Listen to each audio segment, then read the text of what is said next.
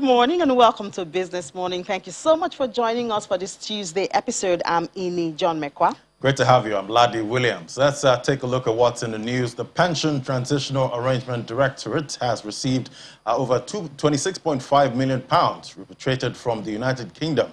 The fund had been under investment with Crown Agent Investment Management Limited in the UK. The development comes after a series of meetings between PTAD Management Office and the Accountant General of the Federation and Crown Agent Investment Management Limited in the United Kingdom. According to the Executive Secretary, Dr. Choma Ejikeme of PTAD, the funds will be used to settle part of the accrued arrears owed to its pensioners worth over 120 billion naira.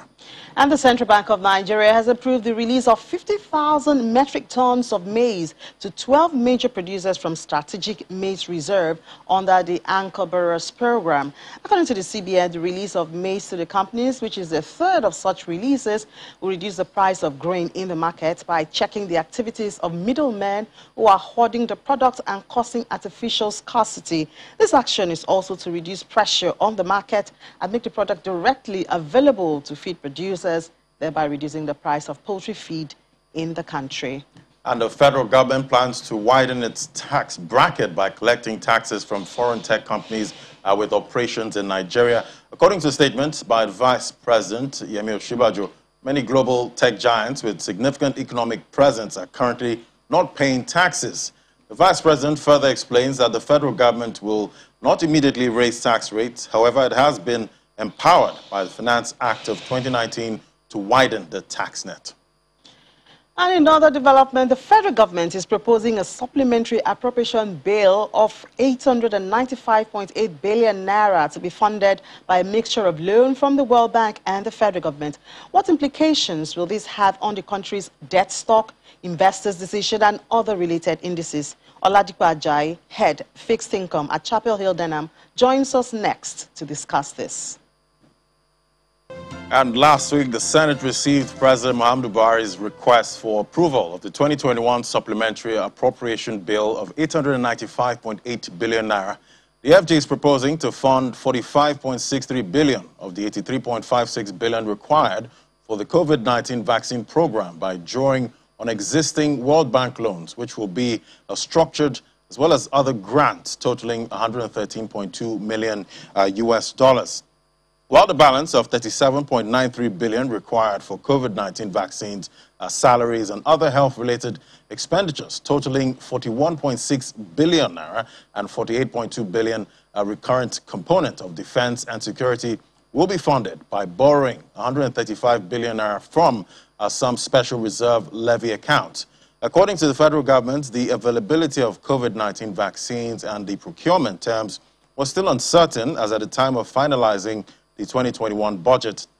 Hence, there was no provision in the 2021 Appropriation Act for the procurement and administration of COVID-19 vaccines. Well, to have this conversation, Oladipo Ajayi, the head of fixed income at Chapel Hill Denham, joins us to tell us how this will affect the markets and other related issues. Thank you for joining us, Oladipo. Great to have you. Thank you very much for having me around. Yeah, so the funding of the supplementary budget is proposed to be a mix of local funding and grants as well as existing World Bank loans. Considering this recurrent expenditure, what are you comfortable with this? Yeah, normally, if you look at the borrowing mix that actually for the proposed budget, it looks good because as we speak, currently what they are trying to do is they're trying to raise about 722 billion locally in the local market.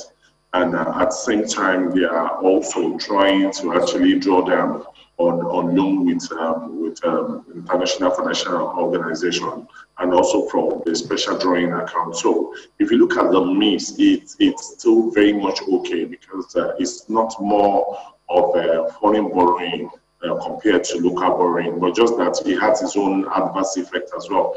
But when you borrow heavily locally, what that will mean is that you are crowding up the local market.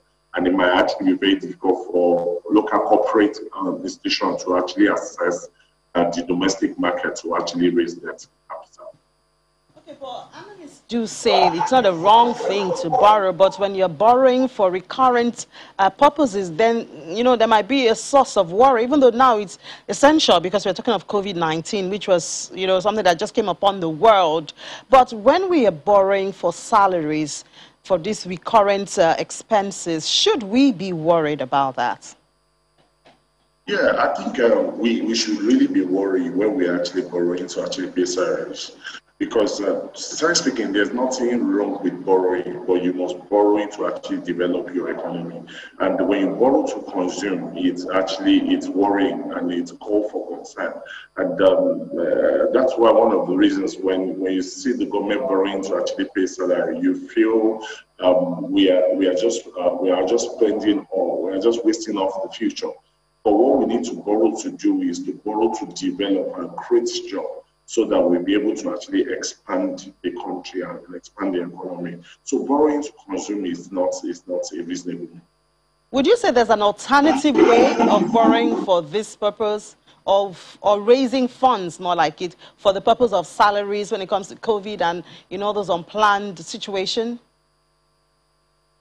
Yeah, I think as we speak, we all know that the capacity to generate revenue is still very much low currently in the country. So we don't have what it takes to actually form most of these obligations. But when we look at the COVID vaccine, that still makes a lot of sense because we know what the impact will be. So what that will mean that it will help the economy to open up and people will be able to do business without any fear to actually go out there and do their businesses. And on the other hand, if you look at way to raise funds to actually fund most of these things, the only way you have to do is to actually borrow. And borrowing is the best way to borrow for us as we speak. Because of the FX crisis, is for us to actually borrow locally. Yeah, so you talk about raising funds. I mean, one of the stories we read before you came on was that the federal government has decided to tax foreign tech companies as a way of raising funds, even though this will come as a surprise because we would think that companies are already paying tax and all that. So do you see this as one of those ways you were referring to as raising funds instead of borrowing to pay salaries? Yeah, that is also another way for us to actually adopt or actually explore to actually raise funds for us to actually, because as we speak now, we know we need to expand our revenue generating capacity. And if we don't do that, that means that the country will continue to actually struggle. Because if you look at last year, Q1 last year, our debt, our cost of servicing debt to revenue was about 99.1%. That does not make any sense to anyone because it means that as much as what you generated is what you use to actually service your obligations. So it doesn't make any good sense for us to continue in that way. We need to expand our revenue generating capacity, and one of the ways to do that is to develop the economy, create infrastructure. Even there was a report released by World Bank yesterday that was talking about us wasting close to about 10 trillion annually, so because of epileptic power supply. So we need to actually raise funds to actually develop that sector. By doing that, you are expanding the economy. By expanding the economy, the end result will be revenue generation on the part of the government. All right, let's look at the market now. How do you think the funding of the supplementary budget will affect the debt market locally? It will put further pressure on the local market. Like I mentioned earlier on, that's another 722 billion coming to be raised in the local market. And what that means is that it will put a lot of pressure on the domestic market and corporates. A lot of corporates might not be able to actually access funds locally because of the new supplementary budget that is being proposed by the government. And on the other hand, what that will mean to the market is that we'll actually see yield actually climbing up as a result of further borrowing from the government. Well, the national has confirmed that Nigeria's debt profile stood at 33.11 trillion naira as of March 2021. Now, yesterday in the papers, I don't know if you saw that, some eminent Nigerians are clamoring to international financial institutions to stop lending to Nigeria. First, what's your thoughts about this group of Nigerians who have come up with this, and how do you think this will affect the country's funding plans? Yeah, for people that are actually clamoring that international financial institutions should stop lending money to Nigeria, they are right to some extent. And one of their reasons is just what we highlighted earlier, is the fact that if we continue to borrow for consumption, I think there's no reason why we need to borrow. In times like that, what you need to do is that you need to cut costs. When you cut costs, you'll be able to align your costs with your revenue generating capacity. So why, about the other hand, is that we need to borrow to actually develop the economy. And another way to do that is that we also need to actually go into a lot of partnership with some of these corporates. If you look at that Bagada Expressway, look at the PPP agreement with between the Dangote, federal government and the likes, those are laudable way to actually develop the economy. So when you develop the economy, it will help you to actually grow your economy. So for on the part of people clamoring that international financial institutions should stop lending money to us, I think they are right to some extent, but just that they forgot to look at the angle of also borrowing for development and not for consumption. So how do you think their clamor will affect the country's funding plans? Yeah, now that they are clamoring, I think a lot of the lenders will now begin to take a second look at the reasons why you're borrowing. And I think it's a wake-up call to the government as well, because they now find, with what's on the table now, it's crystal clear that a lot of people are monitoring the implementation of their borrowing. So as a result of that, people can now track what you actually expend the money you actually borrowed on, and that will also help for accountability. I think this is a very good one on their part, and also on the part of lenders too. Most of the lenders will now begin to put those clauses in their agreements, so as to ensure that the money borrowed is actually deployed for the purpose at which it was actually borrowed. Okay, but could the lenders be, held liable? For instance, the country cannot repay, but they still keep lending. I don't think we are at that point where we will not be able to actually pay them. So we are not at that point. If you look at it critically, our debt to GDP ratio is still sub 40. And sincerely speaking, although that's not also a good metrics for us to measure our performance, because we also need to look at it in the light of our revenue to cost of service index. Also, we have to look at that. But I don't think there's any cause for alarm as to us repaying our debt. But Fitch Ratings has projected that Nigeria's debt to revenue ratio will rise up to 395% by 2022. This is 2021. That's just next year, indicating that growth rates in public debt would far outstrip its revenue. So don't you think we should start working on this now? Yeah. Like, I highlighted something earlier on, and what I highlighted was the fact that we need to actually cut costs. Because before coming on this show, I saw the headlines from Kaduna State government that is talking about downsizing the government workers to actually fit the need for the government. I think in some instances we need to actually work around also cutting costs to actually align our costs with our revenue generating capacity. Because if you look at it's alarming when you see news like that coming on board that our cost of servicing debt will rise almost like 395% by next year when you compare to our capacity revenue. But I think it's also a wake-up call for the government to start looking at one thing. One of the things they need to start looking at ways to actually increase our revenue generating capacity, how to increase the tax debt, and how to actually work on reducing costs so that we can fall within our target. And I think as we speak now, the governments will have a target at which they are actually working around for. You need to have a metrics to actually measure yourself.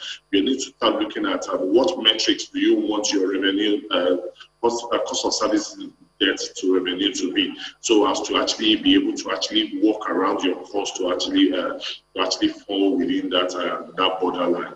So I think that news is actually worrying, but it's also a wake-up call for the government to start doing something around it before it actually crystallizes.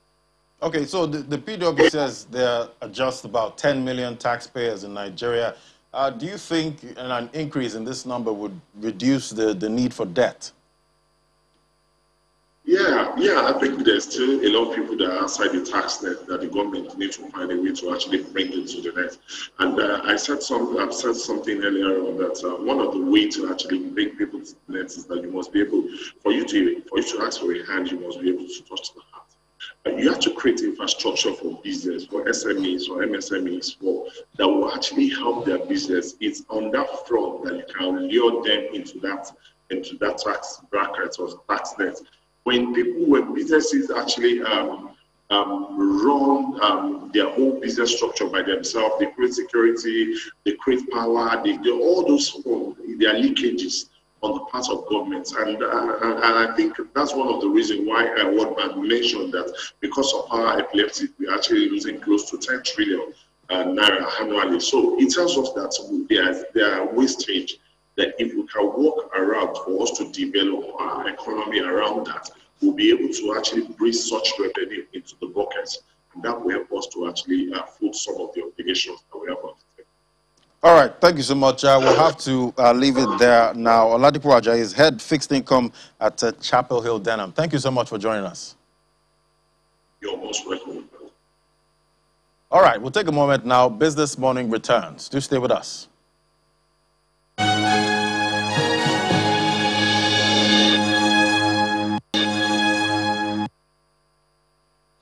You're welcome back. Well, oil prices dropped for a second day today on worries about slower fuel demand growth as outbreaks of highly contagious COVID-19 variant Delta sparked new mobility restrictions around the world. Brent crude futures fell 35 cents to $74.33 a barrel after slumping 2% yesterday. U.S. West Texas Intermediate crude futures fell 34 cents to $72.57 a barrel, extending a 1.5 loss on Monday. OPEC's demand forecasts show that in the fourth quarter, global oil supply will fall short of demand by 2.2 million barrels per day, giving the producers some room to agree to add output. Analysts expect OPEC Plus to step up supply by about 500,000 barrels per day in August, as the market has tightened on strong growth in fuel demand in the United States and China, the world's two biggest oil consumers. Well, for more on oil prices and happenings in the commodities market, we're being joined by Desola Sumoni, research analyst with Financial Derivatives Company. Hello, Desola. Thank you so much for joining us. Today. So for a second day now, Brent crude has slipped at the global commodities market, driven by expectation that OPEC will increase supply by 500,000. How will this affect prices, and what's your short-term outlook? Thank you for that question, Ini. Like you said, oil prices, global oil prices has declined to a one-week low, $74 per barrel, and mainly driven by expectations that OPEC would agree to increase production. Will agree to ease their production quota by around 500,000 barrels per day when they meet later in the week. We're also seeing, like you said, increases in the spreading. We are seeing this Delta strain of the coronavirus spreading in parts of Europe, in parts of Asia and Australia, and that is, halting the easing of some of the lockdown measures and even leading to the reimposition of some restrictions, and that has implications for international travel and also for oil demand growth. So, but I think that oil prices in the near term, the medium to near term, will remain elevated because of the rollout of vaccine is still at pace. And then investors are still betting on oil that oil prices would increase. Also, oil demand growth, there's still huge room for oil demand growth to increase. It has not reached pre-pandemic levels. And like you said, the outlook is that the oil market will remain undersupplied for the next 12 to 18 months. All right, but as Brent price increases at the global commodities market, so does landing price of PMS in Nigeria. And latest data shows that landing price of PMS in Nigeria is at 232 naira per liter. What are your thoughts on this development? I think for Nigeria, higher oil prices is like a double-edged sword, right? So on one hand, higher oil prices is positive, for the government, for FAC revenue, for the external reserves. Even it gives the central bank more ammunition to kind of like defend the exchange rate. But on the other hand, because Nigeria is still an importer of PMS, higher oil prices in the global market means a higher landing cost. And like you said, currently the landing cost is at 232 naira per liter. Meanwhile, the pump price is about 162 naira or 165 naira per liter, depending on where you buy it. So that is like a subsidy of around $67 to $70, 70 naira, beg your pardon, per liter. Now, if you bring that to daily figure, given Nigeria's PMS demand daily, it comes to about 6 billion naira. Bring it monthly, it comes to about 180 billion naira. And bring it to an annual level, it becomes about 2.2 trillion naira. And that is around like 16 to 17% of Nigeria's 2021 appropriation bill. So obviously, this is such a costly endeavor. And honestly, Nigeria's fiscal space cannot handle it. However, we continue doing it. And I feel that we're in a situation where we're just kicking the can down the road.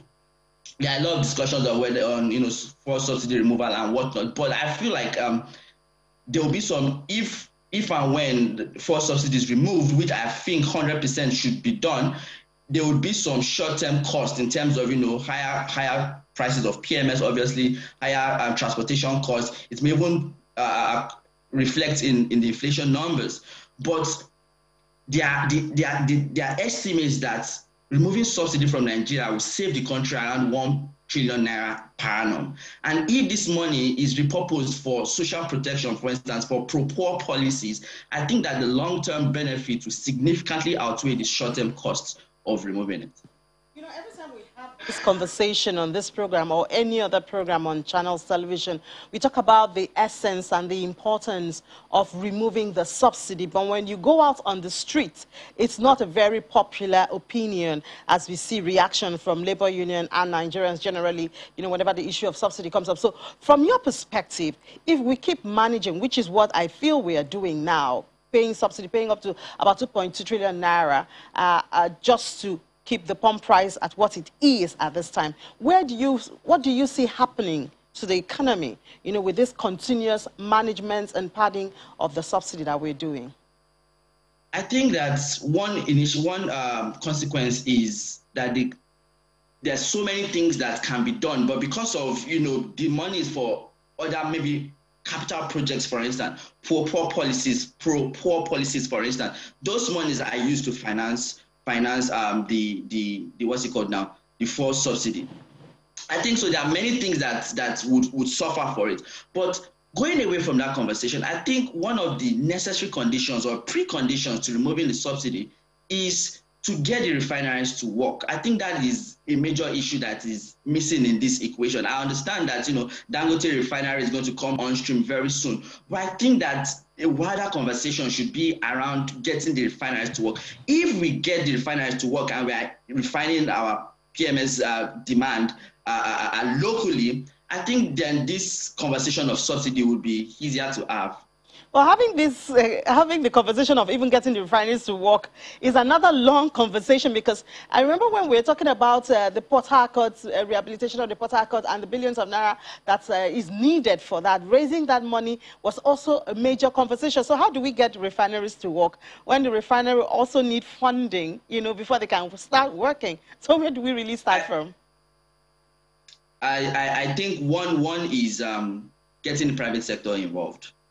Getting PPP, public-private partnerships, getting those involved. I think also there's a lack of trust in the government, and it is with due reason. Like there's a lot of policy uncertainty, and that is why I think that foreign direct investors are really just maintaining tentative positions regarding Nigeria. So I think that if the government can get the private sector involved, I think it is not rocket science. It can be done. That is not it's not a debate of whether it can be done or it cannot be done. It can be done. It's just a matter of doing it, whether the government has enough political will to do it, or whether we're just going to keep kicking the can down the road. All right, so our coal price at the global commodities market jumped 64%, reaching a decade high of $127 per ton, despite green energy initiatives. What's driving the price? Excuse me. Thank you for that question. First, let me give you some background about coal. Coal is like for lack of a better word, the dirtiest of the fossil fuel. It has the highest greenhouse emission. It has the highest carbon emission of all fossil fuels. So it is the enemy of this green industrial revolution. And like you said, we saw prices increase sharply year to date, 64% for European coal and about 56% for Asian coal year to date. And that's driven by many factors. One is a shortage of natural gas, which is a cleaner substitute or is a renewable substitute for coal. Another reason was an increase in electricity demand as the world recovers from the coronavirus-induced shock. There's an increase in demand for electricity, and that's why we are seeing a lot of demand for coal. Also, we are seeing a scarcity of rainfall in China, which is reducing the amount of energy produced from hydro sources. On the supply side, we are seeing for some of the larger producers of coal, for Indonesia, Australia, we are seeing flooding in those countries, which is reducing coal supply. We are also seeing a closed mine in Indonesia. No, not in Indonesia. Sorry, a closed mine in Colombia, which is also one of the largest producers of coal, which is reducing the supply for coal. And that's why we are seeing prices jump up. And also, one implication of these higher prices of coal is that it just suggests to us that this move towards the green industrial revolution, this zero emission policy is in the early stages. For instance, UK plans to achieve its goal of zero carbon emissions by 2050.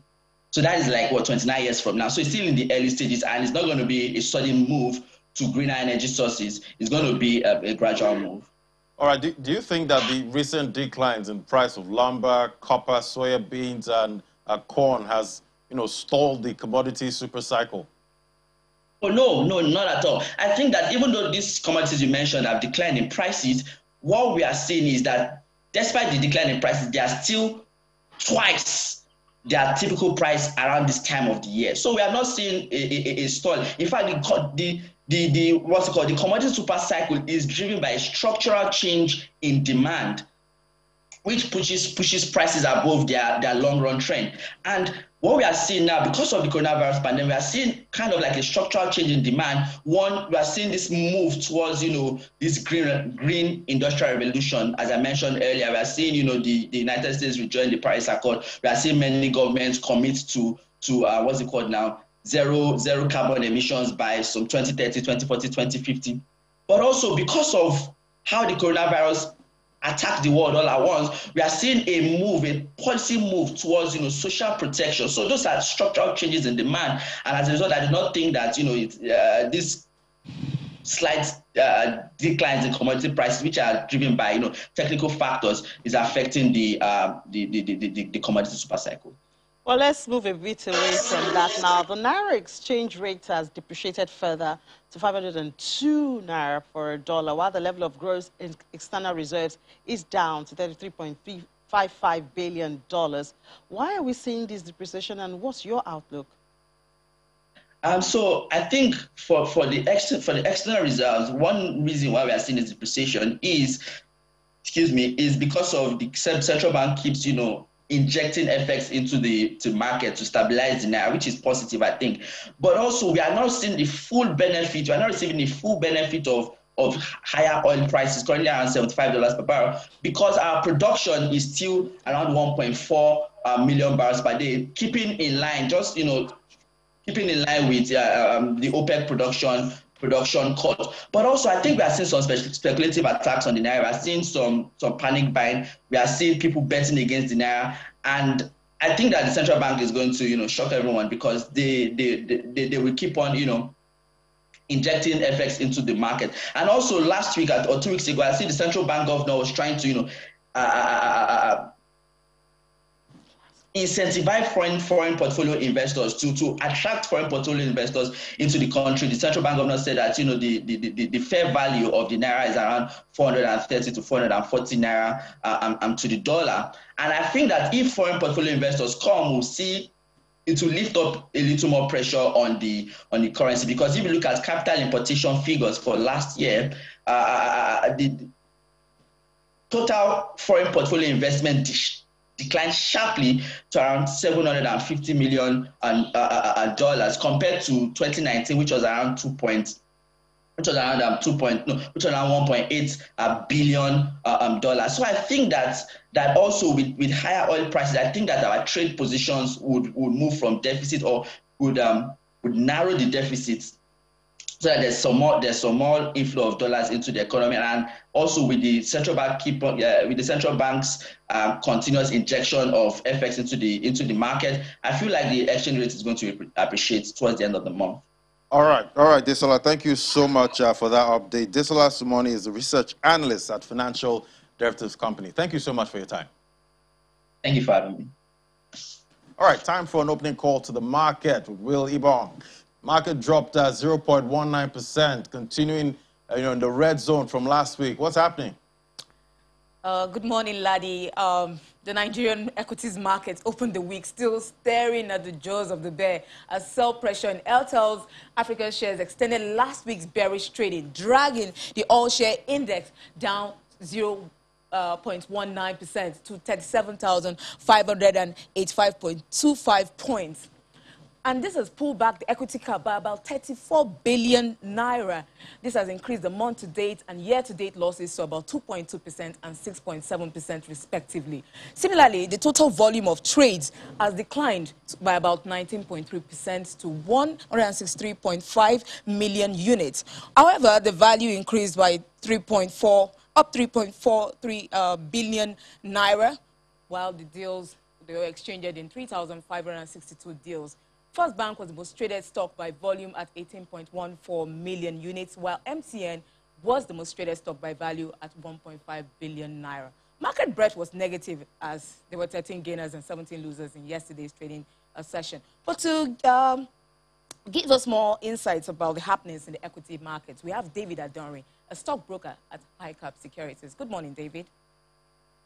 Thank you. Good morning. I'm happy to be with you. Thank you, too, for coming on the show. David, we just go straight to the point and ask you, the markets declined again, closing negative. So tell us, what should we expect more declines in the large cap stocks? And should investors be concerned? No, there is actually no cause for concern because the equities market is in a state of a dynamic equilibrium. Since we don't really have anything to drive the market now. And so the decline that we have been witnessing in equities is also likely to fizzle out this week due to what we call the end of quarter effect, when portfolio managers shuffle their assets. But again, this is the last week of the first half of the year. So let us use this opportunity to say that the NGX has been very active, both at the secondary and primary market, delivering value to investors. For instance, the SEC continues to be a premier hub for capital raising across asset classes. This was not so in the past. So the primary market is actually roaring into action. Over 4.6 trillion naira new issues actually hit the NGX in the past 6 months, heralded by the mega listing of Boa Cement 115 billion bond. And we also have private companies taking advantage of using opportunities in the market, like Mercure Industries, recently listed is 38 billion naira. So the primary market has actually been firing on all cylinders.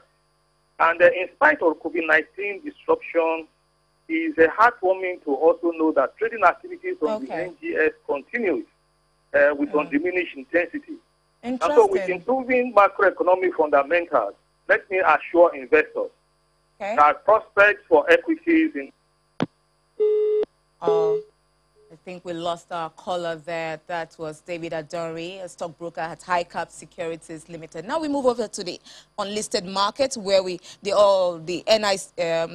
NASD Securities Index remained unchanged at 754.81 points. The market value remained at 536.52 billion naira.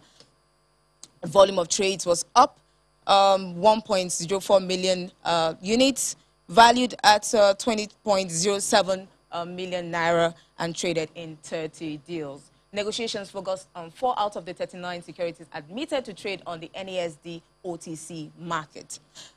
We move over to the fixed income market, where bonds were traded with bullish sentiments as the average yield decreased by 6 basis points to 11.8% across the benchmark curve. The average yield dropped at the short, mid, and long segments due to demand for the March 2027 and 2035 bonds. Meanwhile, at the Treasury bill market, activity was quiet as investors adopted a cautious approach. However, at the OMO market, average yield increased by 12 basis points to 9.9%. Ladi, this is what we have for you today. Anyway, David Adonri is still quite bullish on the market, but we couldn't finish his thoughts there. But thank you for the update, Will. You're welcome, Ladi. All right, so take another break now. When we come back, we'll do an opening call to London. This is Business Morning. Welcome back. You're still watching Business Morning on Channels Television. We're moving over now to our studio in London, where Juliana is standing by to bring us up to date with happenings in the UK. Hello, Juliana. Good morning. Good morning, Annie. Yeah, so the UK housing market is still in the news. Prices are rising much faster than wages, and first-time buyers are the worst hit. Juliana, what's going on? Yeah, the boom is still booming. Andy Haldane, the outgoing chief economist at the Bank of England, previously said that the housing market is on fire and it's causing a massive separation between those who are well off and those who are trying to get their foot on the ladder. Nationwide, which is the biggest building society here in the UK, they released their report this morning showing that year-on-year house prices have risen 13.4%. That's a 10.4. Well, that's previously it was 10.4%. That's the year-on-year increase, and it's a 0.7% increase between the month of May and the month of June. House buyers have got a couple of days until the hotly anticipated and well sought after stamp duty relief comes to an end at the end of this month, and we have seen lots of people try and scramble on it. The average price of a UK home now stands at £245,432, and this is really for an average home outside of London. Once you get in the city, you can really pretty much double that. And the issue with first-time buyers is that they've got to put a minimum of 5%. Most banks ask for about 10%, and for some people, that's 50% more than what they would earn in an average year. So it is a cause for concern, certainly because we have that warning from the Bank of England. But for house builders and for landlords, they're in pretty good territory at the moment. Yeah, good business for them. Well, Hong Kong is set to ban all flights from the UK to curb the spread of Delta variant of COVID. The UK has been classified as extremely high risk. Is the July reopening still in sight with this? Well, absolutely. I hope so. I haven't heard anything from Prime Minister Boris Johnson to say that it won't be. July the 19th, fingers crossed, is still open for Freedom Day here in the UK. But I think this headline is a big blow to Britain and the Transport Secretary, Grant Shapps, who's really been trying to do his best to get Brits to go on holiday again. Hong Kong only recently opened up its doors to British travellers in May. They were previously barred from coming in December, but they've decided to put a halt on flights from the UK from Thursday, the 1st of July. And this is all about the Delta variant, and it's not just Hong Kong. Countries across the world, particularly in Europe, have decided to stop British travellers coming in, or if they do come in, they have to prove that they've had 2 doses of vaccination or they must quarantine for 14 days. We are seeing a sudden increase in COVID cases here. I believe yesterday there were 22,000 positive cases, up from about 14,000 cases on Sunday. And it's this Delta variant, the Indian variant, that's very prevalent here in the UK and at the moment doesn't show any signs of slowing down.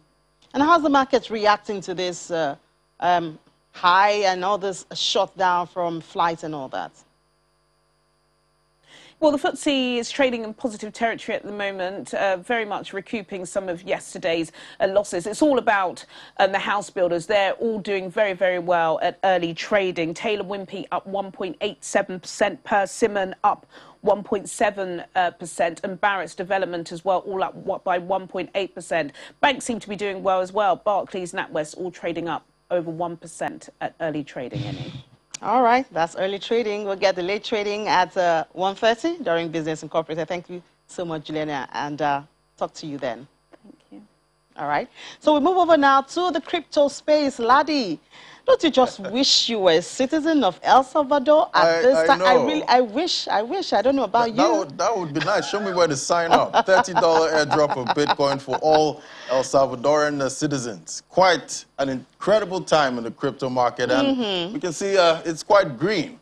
Could be because of that news at $35,000 this morning. Bitcoin, Ethereum also in the green at 2,142. Total market cap, 1.42 trillion, up 3%. It was around 1.3 trillion yesterday, but now we have an uptick there. 24-hour volume in the total crypto market up 16%, and Bitcoin dominance is at 46% this morning. Price of Bitcoin, 35,000, 8 a.m. 24-hour volume traded this morning was $34.45 billion. And we have the charts here. We see Bitcoin is still touching that 200-day moving average. It could break it. It did go above it a little bit, but we have the MACD on the one-day chart still below the bullish point. Volume is not as much as I would expect. Price of Ethereum, $2,155 this morning, up 8%. So it's quite green in the market. 24-hour volume for Ethereum, $26.14 billion traded. Top odds by market cap. We have a Binance Coin there at $296, up 3.22%. Cardano at $1.34, up 1%. And Dogecoin at 25 cents, up 0.26%. And XRP is still below $1 at 65 cents, up 2.98%. And we have a top 5 gainers. We have Kusama up there. To think Kusama was trading same time in July last month, was trading at $6. Now trading at $226. Let's talk to Gilbert Jopata now, digital market analyst. Hello, Gilbert. Yes, good morning, Mr. Williams. Good morning. Good morning. So now we have countries doing airdrops. El Salvador there with memes going around of El Salvadorians actually in Lambos. How is this going to, impact the market? Okay. El Salvador has a population of 6.5 million persons. So using this statistic, it is going to cost to drop $30 to 6.5 million person will cost $195 million US. And this will create a dynamic impact in the market. But these are the perspectives we should be looking at. One is the population impact of 6.5 million persons being added into the ecosystem.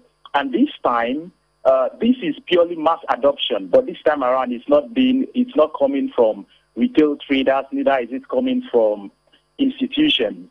This time around, it's being led by a country. While the next impact we should be looking at is the price impact. And we should be looking at both the short-term impact and the long-term impact. The short-term will be what will happen once a short-term demand of $195 million worth of Bitcoin is being placed into the market. And the long-term impact will be what will be the reaction, or what will be when 6.5 million new persons being added into the market are placing a demand on a limited supply of Bitcoin on the long term. And I think this is very positive and healthy for the market, both on the short term and on the long term. Well, this could actually bring about another bull market. Don't you think so? I do think so. All right. So majority of analysts expect Bitcoin still will go down to at least below the 30K region. But the guy that called the 50% drop says Bitcoin is ready for 100,000. What do you think? Okay, market sentiment will always exist, but looking at the chart, we are still between the range of 30 and 40, though we always have shadow below 30, which means there is enough liquidity below 28, and yet we still have the top range of 40. There are also shadows about 40, but when you look, we have a local resistance at about 35. So I think once we break the 35 and sustain towards 36, we could have a short-term relief. So it's going to depend on what happens, but I think we need to break and stay above 42. Once we stay and break above 42, then I think that is going to be very, very possible. All right. Gilbert, thank you so much. Always great to have you. It's my pleasure. All right, so top 5 gainers, we have Elron there, up 20% at $80. Aave is also up 18% at $242. Top 5 losers, we have Quant down 6%, CeeLo down 3%, and TUSD, one of the stable coins, down 0.08%. So it's not looking so bad this Tuesday. Yeah, not looking so bad. I think Friday is the days I dread. Oh, yeah. In the crypto space. But anyway, thank you so much for joining the program today. It's been very interesting having you on the other side and having us here. And we hope that at 1:30 you will join us for updated stories on Business Incorporated. I'm Ini John Mekwa. And I'm Ladi Williams. Thank you for watching.